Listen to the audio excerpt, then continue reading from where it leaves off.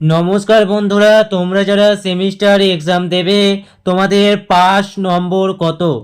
তোমরা যারা Calcutta university, West Bengal state university, Bardhaman university, Vidyasagar ইউনিভার্সিটিতে পড়াশোনা করছো, তোমাদের ক্ষেত্রে পাস নম্বর 30%। অর্থাৎ তোমাদের লিখিত পরীক্ষা 75 নম্বরের হলে তোমাদের পেতে হবে 12, এবং 65তে লিখিত পরীক্ষা হলে তোমাদের পেতে হবে 10। টিউটোরিয়াল বা প্রজেক্ট যদি 25 নম্বরে হয়ে থাকে তাহলে তোমাদের 25-এর মধ্যে পেতে হবে 4। অর্থাৎ তোমাদের লিখিত পরীক্ষাতেও 30% এবং প্রজেক্ট বা টিউটোরিয়ালেও 30% নম্বর পেলেই তবে তুমি সেই সাবজেক্টে পাস করবে। এখানে বলে রাখি, কল্যাণী ইউনিভার্সিটির ক্ষেত্রে পাস নম্বর 40%। অর্থাৎ কল্যাণী ইউনিভার্সিটির ক্ষেত্রে পাস নম্বর কিন্তু একটু বেশি। এবার আসি, কটি সাবজেক্টে ফেল করলে সাপ্লি হয়। বন্ধুরা, তোমাদের দুটি মেজর সাবজেক্ট ও একটি মাইনর সাবজেক্ট থাকে। এই তিনটি সাবজেক্টে মধ্যে তুমি যদি একটিতেও 30%র বেশি নাম্বার পেয়ে পাস করে যাও তাহলে তুমি পরের সেমিস্টারে চলে যাবে।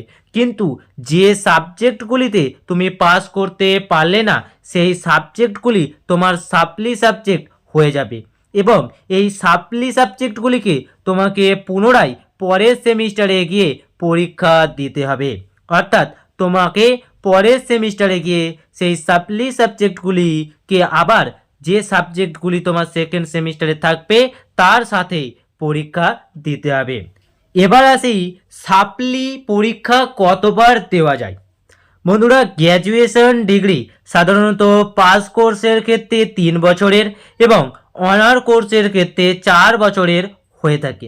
এই সাপ্লি পরীক্ষা দেওয়ার জন্য তুমি এক্সট্রা 2 বছর তোমাকে সময় দেওয়া হবে।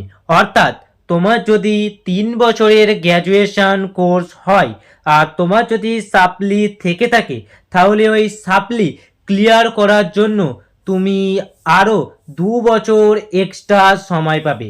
অর্থাৎ 3+2 মোট 5 বছর তুমি সময় পাবে সাপ্লি ক্লিয়ার করে গ্র্যাজুয়েশন পাস করার জন্য। তুমি যদি এই 5 বছরের মধ্যেও সাপ্লি ক্লিয়ার করতে না পারো তাহলে তুমি কোনো রেজাল্ট বা সার্টিফিকেট পাবে না। সেক্ষেত্রে তোমায় আবার ফার্স্ট ইয়ারে অ্যাডমিশন নিতে হবে। এবার আসি, কটি সাবজেক্টে ফেল করলে সেমিস্টার ব্যাক হয়। তুমি যদি কোনো সেমিস্টারে সব সাবজেক্টেই ফেল করো তাহলে কিন্তু তুমি যে সেমিস্টারে ছিলে তুমি সেই সেমিস্টারেই রয়ে যাবে। অর্থাৎ তুমি যদি সেকেন্ড সেমিস্টারে সব সাবজেক্টে ফেল করো সেক্ষেত্রে তুমি সেকেন্ড সেমিস্টারে রয়ে যাবে। তুমি যদি ফিফথ সেমিস্টারে সব সাবজেক্টে ফেল করো সেক্ষেত্রে তুমি ফিফথ সেমিস্টারে রয়ে যাবে। এক্ষেত্রে বলে রাখি, তুমি যদি ফার্স্ট সেমিস্টারে সব সাবজেক্টে ফেল করো সেক্ষেত্রে তোমাকে নতুন করে আবার সেই কলেজেই অ্যাডমিশন নিতে হবে। বন্ধুরা, আজকের আপডেট এই পর্যন্তই। দেখা হবে পরের ভিডিওতে। জয় হিন্দ।